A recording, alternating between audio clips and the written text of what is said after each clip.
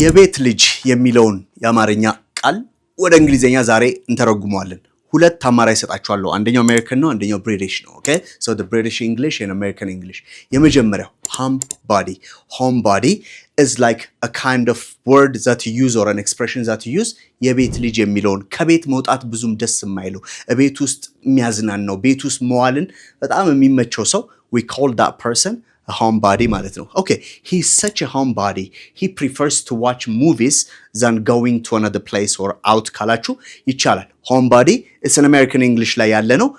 ምን ማለት ነው ብያችኋለሁ? የቤት ልጅ። ሌላኛው ደግሞ homebird ነው። ኦኬ የቤት ልጅ ናት፣ የቤት ልጅ ነው ወይ ደግሞ የቤት ልጅ ነኝ ብላችሁ ስትገልጹ ይሄኛውን መጠቀም ትችላላችሁ። I'm a homebird, she's a homebird, and he is a homebird ትላላችሁ። He's a real homebird. He prefers to stay at home and watch movies rather than going out ካላችሁት ይሄንን አረፍተ ነገር መጠቀም ትችላላችሁ ማለት ነው። So homebird and homebody ምን ማለት ነው ብለናል? የቤት ልጅ። We'll see you next time. Bye for now.